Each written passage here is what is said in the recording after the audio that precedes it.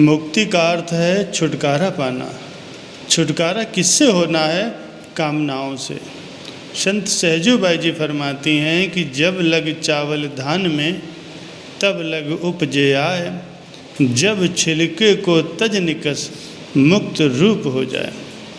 जैसे चावल के ऊपर जब तक छिलका चढ़ा हुआ है तब तक ये उत्पन्न होता है, परंतु जब छिलके को त्याग कर चावल अलग हो जाता है तो पैदाइश और मृत्यु के झंझट से छूट जाता है। यद्यपि इस छिलके की हैसियत कुछ भी नहीं है, सार वस्तु चावल ही है, परंतु जब तक वह ऊपर मौजूद है तब तक चावल को उसने छुपाया हुआ। इसी प्रकार आत्मा के ऊपर जब तक कामनाओं का पर्दा चढ़ा हुआ है तब तक जन्म मरण का होना आवश्यक है। जब यह पर्दा उतर जाएगा तब मोक्ष होने में कोई संदेह बाकी नहीं रहेगा। जन्म मरण के दुख से छुटकारा मिलेगा और मुक्ति का सच्चा सुख प्राप्त होगा। परंतु ये मुक्ति भी इस जीवन के अंदर होगी। जो लोग मृत्यु के पीछे मुक्ति का लोभ देते हैं वो धोखा करते हैं, क्योंकि यदि जीवन के अंदर ये जीव कामनाओं और संकल्प विकल्पों से न छूट सका तो मरने के पीछे तो वे कामनाएं न मालूम इसको कौन कौन सी योनियों के अंदर चक्कर लगवाएंगे, क्योंकि यही कामनाएं तो बीज हैं। जैसे एक बीज से बेअंत बीज उत्पन्न होकर फिर बेअंत वृक्ष और बीज बन जाते हैं, इसी प्रकार एक एक कामना के अंदर लाखों करोड़ों योनियों का बीज मौजूद होता है। इनकी जड़ को यदि अब न काटा गया तो मरने के पीछे तो उनका काटना कभी भी संभव नहीं हो सकता। इसीलिए मुक्ति जब भी होगी जीते जी होगी और इसी जीवन के अंदर होगी। तात्पर्य यह है कि मुक्ति निष्कामता का नाम है, अर्थात मन की कामनाओं से छुटकारा पाना और निष्काम होकर के रहना असल मुक्ति कहलाता है। और इस मुक्ति का भेद केवल एक गुरुमुखता के अंदर छुपा हुआ है। गुरु को सिर पर राखिए चलिए आज्ञा माहे, कहे कबीर तेहि दास को तीन लोक डरना है। कहते हैं कि श्री पंचम पातशाही जी श्री गुरु अर्जुन देव जी महाराज जी के दरबार में उनका एक सेवक मंझ नाम का था। वो गुरु भक्ति की प्रत्यक्ष मूर्ति था। उसका जीवन गुरु के भक्तों को खास खास किस्म की शिक्षा देता है। इस सच्चे गुरु भक्त के पवित्र जीवन में जो गुण प्रत्यक्ष रूप से चमकते हैं वे विचार करने से बिल्कुल निराश और कम हिम्मत के आदमियों के लिए हिम्मत और दिलेरी का काम करते हैं। भाई मंझ एक धनवान जमींदार था जो शुरू में गुरु की भक्ति से बिल्कुल भी बेखबर था। एक बार ये किसी कारण से गुरु अर्जुन देव जी के दरबार में पहुंचा। सत्संग हो रहा था। दर्शन करते ही मन के विचारों ने पलटा खाया। चरणों पर गिर पड़ा और हाथ जोड़कर प्रार्थना करने लगा, हुजूर इस भूले भटके को भी अपने दासों में जगह दीजिए, संसार सागर से पार करिए। गुरु महाराज जी ने इसकी तरफ गौर से देखा, फरमाया, भाई दास बनना तो सुगम है लेकिन दासत्व को निभाना बहुत कठिन है। भाई मंझ ने विनती की, दीनदयाल जिस पर आपकी कृपा हो जाए उसके लिए कौन सा काम कठिन है। हजूर दया करें और शीघ्र ही भवसागर से पार उतारें। इतना कह करके चरणों की तरफ झुका और नेत्रों से प्रेम के आंसू जारी हो गए।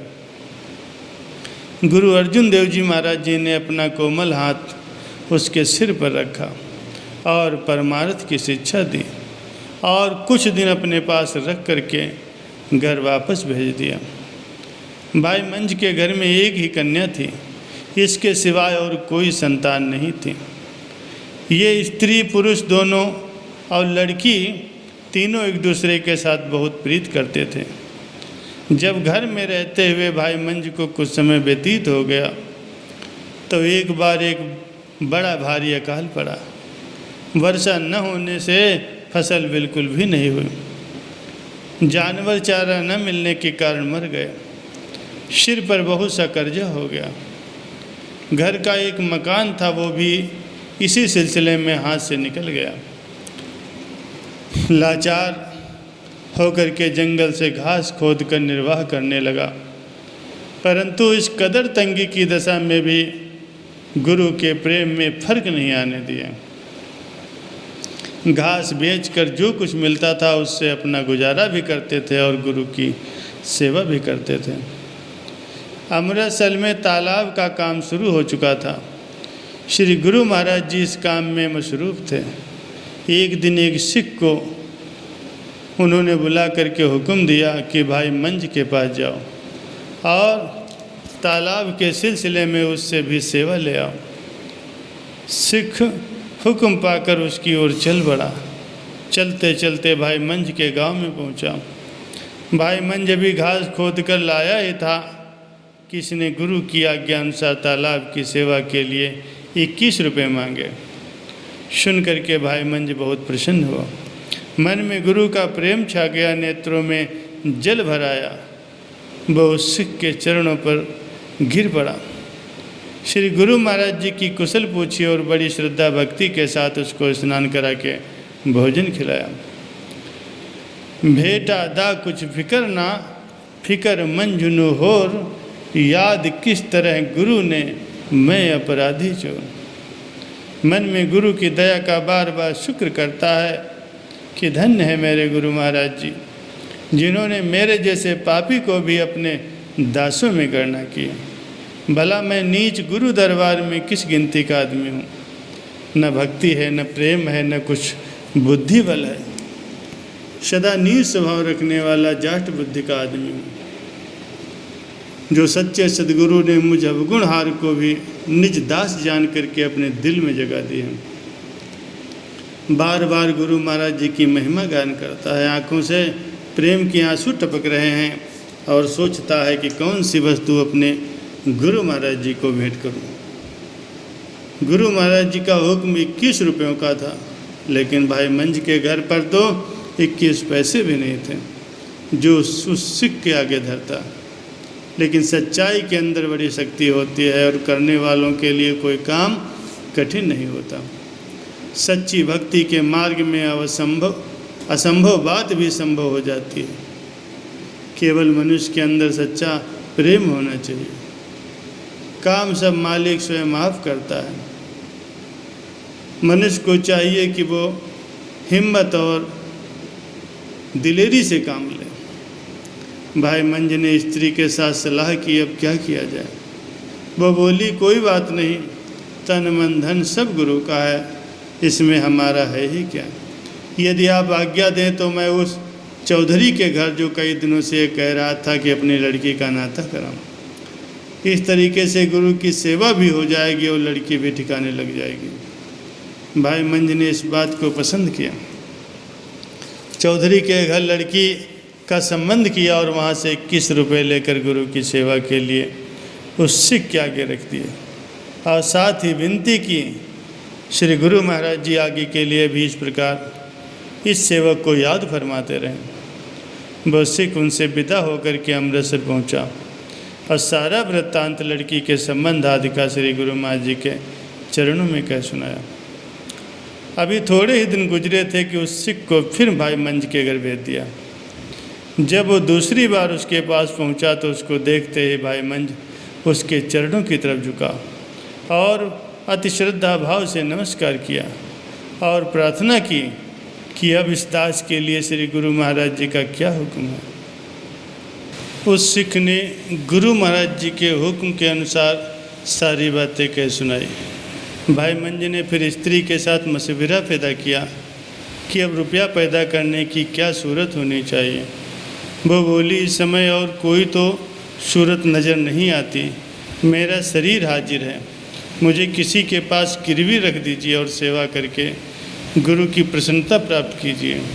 ये बड़े उत्तम भागों की निशानी है, हमको सेवा का अवसर दिया जाता है। भाई मंज ने खुशी के साथ ये बात मंजूर कर ली और स्त्री को देकर के 21 रुपये हासिल किए। भेंटा लेकर उस सिख ने दूसरा हुक्मनामा गुरु का उसको पढ़कर सुनाया।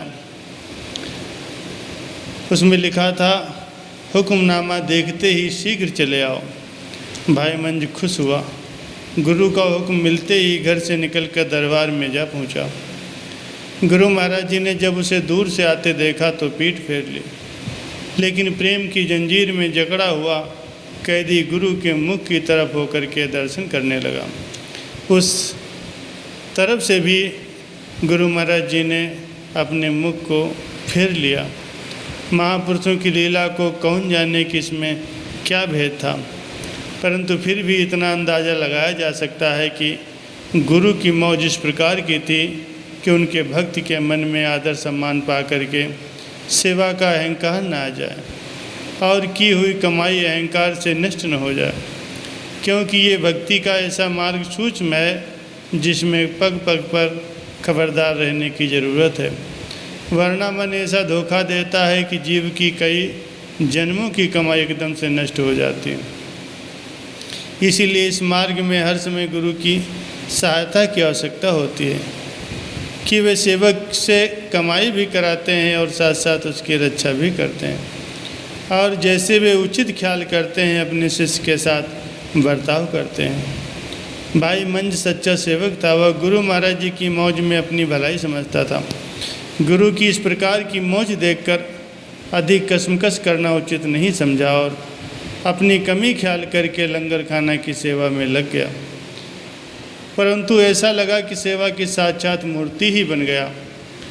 सेवक कूकर गुरु का, मोती अभा का नाव, डोरी लागी प्रेम की, जित खींचे तित जाऊं। दूर दूर करे तो बाहिरे, तू तू करे तो आओ, ज्यों गुरु राखे त्यों रहे, जो देवे सुखाए। ये मानने का दर्जा जो सच्चे सेवक के भाग में आता है। गुरु के बंधन में बंधा हुआ सेवक अपनी रूह को आज़ाद कर लेता है, क्योंकि गुरु का बंधन भी आज़ादी बख्शने वाला है, और विरुद्ध इसके संसारी लोग आज़ाद रहते हुए भी बंधन में पड़े रहते हैं। कारण यह है कि शरीर और मन की आज़ादी से रूह बंधन में पड़ जाती है और शरीर तथा मन के बंधन से रूह आज़ाद हो जाती है। जिसके मन और शरीर पर गुरु का बंधन नहीं है वे जीव काल और माया के बंधन में पड़े रहते हैं। अतः जो जीव गुरु की आज्ञा में नहीं बरतते उन पर यमदूतों की आज्ञा चलती है, क्योंकि यदि गुरु के वचन की पालना नहीं है तो फिर यमदूतों के बंधन से तो वो जीव छूट ही नहीं सकता। उनका हुक्म तो उसे अवश्य ही मानना पड़ेगा। संसारियों और भक्तों में केवल अंतर इतना ही होता है कि संसारी अपने मन और शरीर को आज़ाद रखना चाहते हैं, इसीलिए अपने मन और शरीर को रूह की बंधन से आज़ाद नहीं कर पाते, और भक्त गुरु के वचन अर्थात आज्ञा में रहते हुए अपनी रूह को सभी बंधनों से मुक्त कर लेते हैं। विचारवान कहते हैं कि संसार में मनुष्य को किसी का होकर रहना चाहिए, क्योंकि जिसके सिर पर कोई धनी नहीं है वह मनुष्य दर दर का भिखारी है। लेकिन जिन मनुष्यों को सद्गुरु की शरण प्राप्त है, जो जीव सद्गुरु के हुक्म के साए तले रहते हैं, उन पर माया और काल का हुक्म नहीं चलता। वो सद्गुरु की ओट के सहारे इस संसार में विचरते हुए भी माया के चक्कर से बचे रहते हैं। सेवा एक ऐसी वस्तु है जो सबके मनों को हर लेती है और सबको अपना बना लेती है। सच्चाई के साथ सेवा करने वाला तो फिर सब किसी को प्यारा लगता है। भाई मंज जब से गुरु दरबार में आया था तब से वह लंगर खाना की सेवा में लग गया था, और ऐसा लगा था कि रात दिन एक समझकर सेवा करता। न उसे आराम का ख्याल था, न तकलीफ़ की परवाह थी, न खाने की कोई फिक्र थी, न पहनने की कोई चिंता थी। उसे हर घड़ी सेवा का ही ख्याल लगा रहता था। शरीर के निर्वाह के लिए जो कुछ भी दरबार से मिलता था उस पर खुशी के साथ गुजारा करता था। यद्यपि गुरु दरबार में सबसे छोटा और सबसे मामूली बन कर के रहता था, लेकिन सच्चाई अंततः सच्चाई ही होती है, और वो अपना असर दिखाए बिना कब रहती है। लोगों के मनों पर उसकी भक्ति का कुछ ऐसा असर पैदा हुआ कि सब लोग उससे प्यार करने लगे। गुरु महाराज जी तो आप मालिक थे, वे तो पल पल की जान रहे थे, परंतु प्रत्यक्ष हालत ये थी कि आज तक उन्होंने भाई मंज के साथ कोई वचन ही शायद किया हो। एक दिन का जिक्र है, गुरु महाराज जी ने पूछा मंज क्या काम करता है। तब संगत ने हाथ जोड़कर प्रार्थना की, कृपा निधान वो भंडार घर की सेवा करता है और ऐसी सेवा की खास सेवा की प्रत्यक्ष मूर्त बन कर के लगा रहता है। जब से दरबार में आया है उसी दिन से रात दिन एक करके सेवा कर रहा है। गुरु महाराज जी ने मुस्कुरा करके पूछा, अच्छा तो वो रोटी कहाँ से खाता है। संगत ने विनती के, दया सागर रोटी तो वो आपके लंगर से ही खाता है। आपने लापरवाही के रूप में वचन फरमाए, यदि वो भोजन भी लंगर से ही पाता है तो फिर ये कौन सी प्रशंसा की बात है जो तुम इतनी महिमा उसकी कर रहे हो। ये वचन भाई मंज के कानों तक भी पहुंच गए। गुरु की इस प्रकार की मौज देखकर उस सच्चे भक्त ने सेवा का काम निभाते हुए साथ ही दूसरा व्यवहार भी आरंभ कर दिया और उससे जो मजदूरी मिलती वो गुरु के लंगर में डाल दिया करता। ज्यों जो सोना ताइये त्यों तो अच्छा होए, जैसे सतगुरु शिष्य की बुद्धि को डारे धोए। जब इस प्रकार अपना जीवन व्यतीत करते हुए भाई मंज को कुछ समय गुजर गया तो एक दिन का जिक्र है, वन से लंगर के लिए लकड़ियों का गट्ठा उठाकर वापस आ रहा था कि रास्ते में आंधी चल पड़ी। चारों ओर अंधकार छा गया, हाथ को हाथ नहीं सूझ रहा था। भाई मंज के मन में गुरु के लंगर का ख्याल था, कहीं उसके पहुंचने में देरी हो गई तो भोजन बनाने में बड़ा हर्ज होगा। इस ख्याल से मार्ग में कहीं रुका नहीं और चलता ही रहा। मालिक की मौज, चलता चलता अंधेरे के कारण रास्ता भटक गया और अचानक एक कुएं में गिर पड़ा।